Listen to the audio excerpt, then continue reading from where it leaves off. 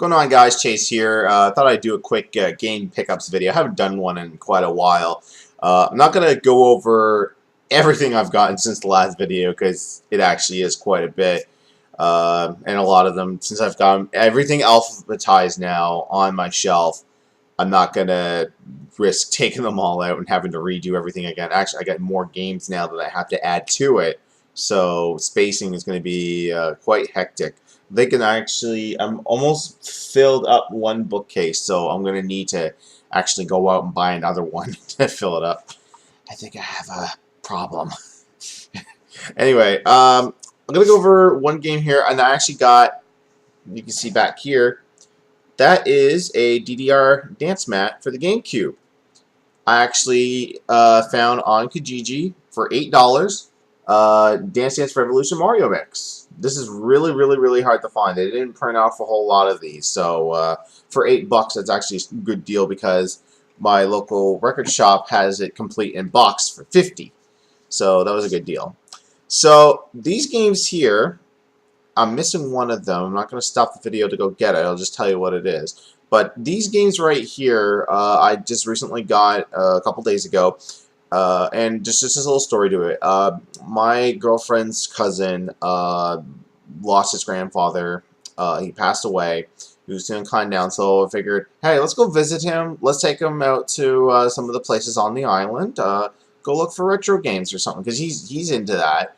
The funny thing is, though, he didn't really buy any retro games. He bought a whole lot of old VHS tapes, which sort of along the same lines as retro collecting, I would say. He also picked up some, well, better not say that, it's a surprise. But lucky him, and I'll get to the stores here in a bit. So we ended up going to the Valley Village there. Oddly enough, same setup as the one that we have in Moncton here. I didn't find, there were games there, but they were PlayStation 2, and they're all Call of Duty and sports games, and I didn't really feel like picking those up. I did find, though, a Mario Kart Wii lunchbox. What it was is these were lunchboxes that you would get at like Walmart or EB Games. They would just be like Wii accessories, sometimes for the game itself, or just sometimes for like Wii Sports. So that was only $2. And there's a little writing inside. Someone wrote his name in it for Sharpie, but Magic Eraser will take care of that. So we went to another store where it was under a different name now. It's just called Cash to You. And man, did they ever have a good deal there. They took 25% off the sticker price on video games. And God, they had so much there as far as like 360, PS3, and Wii. But I was kind of in the retro mood, and I didn't really want to pick up any 360 games. I still got like a ton of my back catalog that I actually have to play for the show and on casts. So I ended up picking up, and it's not here, it's King of Fighters Neo Blood EX on the Game Boy Advance. And that was like $6, so take the 25% off, that comes to like $3 something. So that was a really good deal. I managed to get myself a copy of Ice Hockey on the NES, which I didn't already have yet. Someone put $1, or maybe that's 1 o'clock. I don't know. Wonder why they would put 1 o'clock on there. 1 o'clock, time to play ice hockey. That came with the sleeve too, so I've got another dust sleeve. Also from that shop, I managed to get myself a copy, and thanks to Borg on my Twitch stream for recommending that I pick these games up, and I'm going to start collecting them all on the system.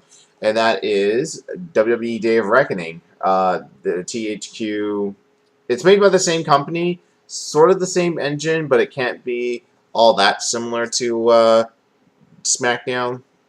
So yeah, that was only $5, so that turned out to be, I don't want to do percentages right now. So yeah, that's that. Let me slap that there. Now here's an interesting one. It's a Twisted Metal 2 dual case, and the price was $3. And for some reason it says Crash Team Racing on the back for $10. But that's not the game that it was. It was a Katamari Damacy game. At first I thought it was Katamari Damacy, but It's actually We Love Katamari, the sequel. So for $3, that's not bad until I got home and I saw.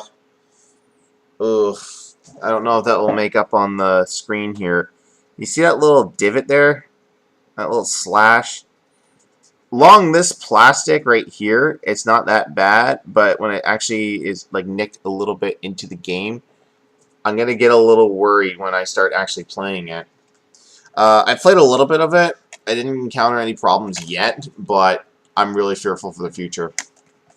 So, while we're getting changed, I also had a couple of scares. Not scares, but like heartbreak moments when you find a game and you really want it, but they're just gouging the price out of it. This place I went to, they had Kirbys Air Ride. I never see Kirbys Air Ride anywhere, and I was actually thinking of picking it up and sending it to my friend Doug, Test Zero at Dragon Slayer Pro, down below in the link.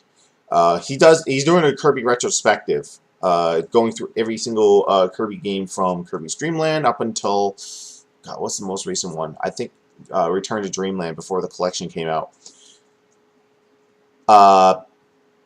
$40. This guy wanted $40 for it. Oh, I couldn't bite the bullet on it. It just was way too much money. Maybe if I had gotten my paycheck that I got now on Wednesday, that'd be a different story, but no.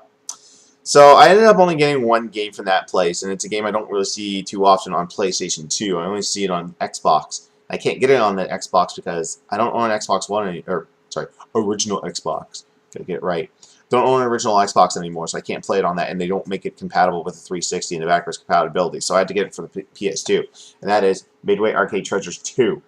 One of my favorite compilation discs, because it's got Mortal Kombat 2, Mortal Kombat 3, Gauntlet 2, Spy Hunter 2, Narc, APB, Total Carnage, Pit Fighter, Primal Rage. This is basically like the Midway fighting game disc. So really happy about that. And it's also got a really cool documentary on the making of Mortal Kombat 3, which for some reason is split up into like 5 different parts and 4 minutes long.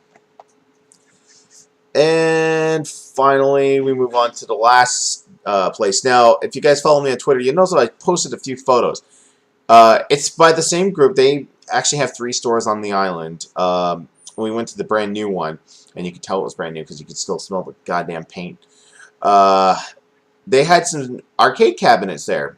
They had I didn't get a picture of it, but they had a 6-player X-Men arcade cabinet, which we didn't try out because the screens were shite. They were just ugly, washed out. They really need to get to work on that.